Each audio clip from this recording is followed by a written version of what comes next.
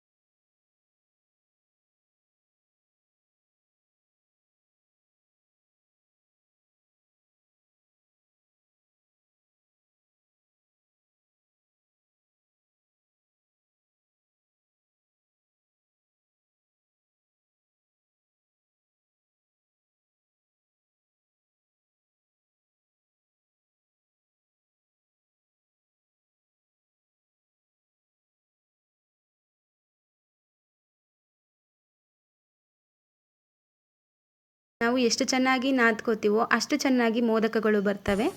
So ಹಾಗಾಗಿ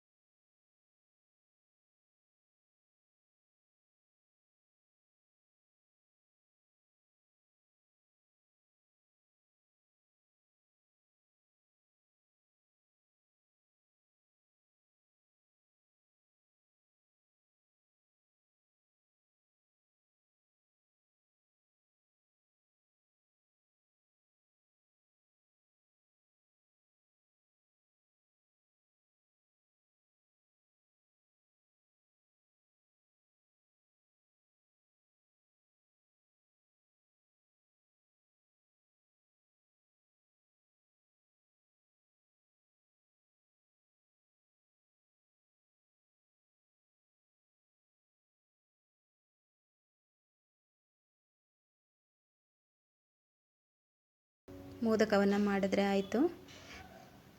mould ಕೂಡ ಸಿಗುತ್ತೆ ಮೋದಕವನ್ನು ಮಾಡಲಿಕ್ಕೆ, ಅದು ಕೂಡ ಸೇಮ್ ಪ್ರೊಸೀಜರ್.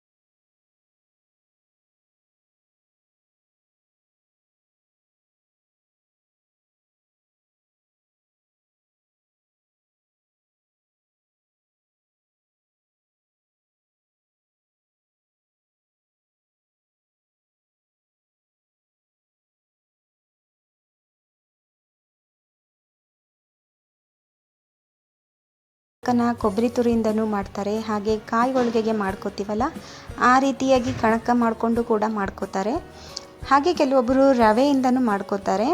ಸೊ ನಾನಿಲ್ಲಿ ಹಾಲಿನ ಪುಡಿ ಉಪಯೋಗಿಸಿ ಮಾಡ್ತಾಯಿದ್ದೀನಿ. ತುಂಬಾ ವಿಶೇಷವಾಗಿರುವಂತಹ ರುಚಿ ಇರುತ್ತೆ. ನೀವು ಕೂಡ ಒಮ್ಮೆ ಇದೇ ರೀತಿಯಾಗಿ ಟ್ರೈ ಮಾಡಿ ನೋಡಿ. ಹಬ್ಬಕ್ಕೆ ಏನಾದರೂ ಹೊಸ ಥರ ಟ್ರೈ ಮಾಡಬೇಕು ಅಂತ ಇದ್ದವರು ಈ ರೀತಿಯಾಗಿ ಟ್ರೈ ಮಾಡಿ ನೋಡಿ. ತುಂಬಾ ಕ್ಯೂಟಾಗಿ ಬರುತ್ತೆ, ಹಾಗೆ ಮಾಡಲಿಕ್ಕೂ ಕೂಡ ತುಂಬ ಸುಲಭ. ನಾವೊಂದು 10ರಿಂದ 15 ನಿಮಿಷದೊಳಗಡೆ ಮಾಡ್ಕೊಂಡ್ಬಿಡ್ಬೋದು. ಈಗ ಎಲ್ಲ ಮೋದಕಗಳು ಮಾಡಿ ರೆಡಿ ಮಾಡಿದ್ದೇನೆ. ಹಾಗೆ ಒಂದು ಬಾಳೆ ಎಲೆಗೆ ಈ ರೀತಿಯಾಗಿ ತುಪ್ಪವನ್ನು ಸವರ್ಕೋತಾ ಇದ್ದೇನೆ. ನೀವು ಇಡ್ಲಿ ಯಾವ ಪಾತ್ರೆಯಲ್ಲಿ ಬೇಯಿಸ್ತೀರಾ ಅದೇ ಪಾತ್ರೆಯಲ್ಲಿ ಬೇಯಿಸ್ಕೋಬಹುದು, ಸ್ಟೀಮ್ ಮಾಡ್ಕೋಬಹುದು. ಸೊ ನಾನಿವಾಗ ಈ ಬಾಳೆಯನ್ನು ನೇರವಾಗಿ ಇಡ್ಲಿ ಪಾತ್ರೆಯಲ್ಲಿ ನೀರನ್ನು ಹಾಕಿಬಿಟ್ಟು ಕುದಿಲಿಕ್ಕೆ ಇಟ್ಟಿದ್ದೀನಿ. ಸೊ ಅಲ್ಲಿಗೆ ಈ ಬಾಳೆ ಎಲೆಯನ್ನು ಇಡ್ತಾ ಇದ್ದೀನಿ. ಹಾಗೆ ಮಾಡಿರುವಂತಹ ಮೋದಕಗಳನ್ನೆಲ್ಲನೂ ಒಟ್ಟಿಗೆ ಎಲ್ಲವನ್ನು ಇಟ್ಕೊತಾ ಇದ್ದೀನಿ ಇದರಲ್ಲಿ ಬಾಳೆ ಎಲೆ ಮೇಲೇ. ಹಾಗೆ ಇದನ್ನು ಒಂದು 2ರಿಂದ 3 ನಿಮಿಷಗಳ ಕಾಲ ಬೇಯಿಸ್ಕೋಬೇಕಾಗತ್ತೆ. ಜಾಸ್ತಿ ಬೇಯಿಸಲಿಕ್ಕೆ ಹೋಗಬೇಡಿ, ಯಾಕೆ ಅಂತಂದರೆ ಅಕ್ಕಿ ಹಿಟ್ಟು ಮೊದಲಿಗೆ ಬೆಂದಿರುತ್ತೆ. ಹಾಗೆ ಮೋದಕದ ಒಳಗಡೆ ನಾವು ಹಾಕಿರುವಂಥ ಫಿಲ್ಲಿಂಗ್ ಕೂಡ ಮೊದಲಿಗೆ ಬೆಂದಿರುತ್ತೆ. ಸೊ ಹಾಗಾಗಿ ನಾವು ಇದನ್ನು ತುಂಬ ಹೊತ್ತು ಬೇಯಿಸಲಿಕ್ಕೆ ಹೋಗಬಾರ್ದು. ಹಾಗೆ ಇನ್ನೊಂದು ಟಿಪ್ ಏನಪ್ಪ ಅಂತ ಅಂದರೆ ನಾವು ಮೋದಕಗಳನ್ನು ಬೆಂದ ನಂತರ ಸ್ಟವ್ ಆಫ್ ಮಾಡಿ ಆ ಮೋದಕಗಳು ತಣಿದ ಮೇಲೇ ನಾವು ಇದನ್ನು ತಗೋಬೇಕಾಗತ್ತೆ. ಸ್ವಲ್ಪ ತಣ್ಣಗಾಗಬೇಕು ಮೋದಕಗಳು. ನಾನು ವೀಡಿಯೋಗೋಸ್ಕರ ಸ್ವಲ್ಪ ಬೇಗ ತೆಗೆದಿಡೋಣ, ವೀಡಿಯೋ ಮಾಡಿಬಿಡೋಣ ಅಂತ ಹೇಳಿಬಿಟ್ಟು ತೆಗೆದಿಟ್ಬಿಟ್ಟಿದೆ. ಹಾಗಾಗಿ ಸ್ವಲ್ಪ ಓಪನ್ ಆಗಿಬಿಟ್ಟಿದೆ. ಇದು ತಣಿದ ಮೇಲೆ ತೆಗಿತಾ ಇದ್ದೀನಿ, ಇದು ಓಪನ್ ಆಗಿಲ್ಲ. ಹಾಗೆ ನನಗೆ ಸ್ವಲ್ಪ ಮೊಬೈಲ್ ಸ್ವಲ್ಪ ಪ್ರಾಬ್ಲಮ್ ಆಯಿತು. ಹಾಗಾಗಿ ಸ್ವಲ್ಪ ಬೇಗ ತೆಗೆದಿಟ್ಬಿಡೋಣ ಅಂತ ಹೇಳಿಬಿಟ್ಟು ಮಾಡಲಿಕ್ಕೆ ಹೋದೆ. ನೋಡಿ ಸ್ವಲ್ಪ ಓಪನ್ ಆಗಿದೆ ಅಷ್ಟೇ, ಸಡನ್ಲಿ ತೆಗೆದಿರೋದಕ್ಕೆ. ಈ ರೀತಿ ಓಪನ್ ಆಗೋದಿಲ್ಲ, ಸ್ವಲ್ಪ ಆರಿದ ನಂತರ ತೆಗೆದ್ರೆ ನೀಟಾಗಿಯೇ ಇರುತ್ತೆ. ಸೊ ನೋಡ್ತಾ ಇದ್ದೀರಲ್ವ, ಮೋದಕ ಮಾಡೋದು ತುಂಬಾ ಸುಲಭ. ಈ ವಿಡಿಯೋ ನಿಮಗೆ ಇಷ್ಟ ಆಗಿದ್ದರೆ ಲೈಕ್ ಮಾಡಿ, ಶೇರ್ ಮಾಡಿ, ಕಾಮೆಂಟ್ ಮಾಡಿ.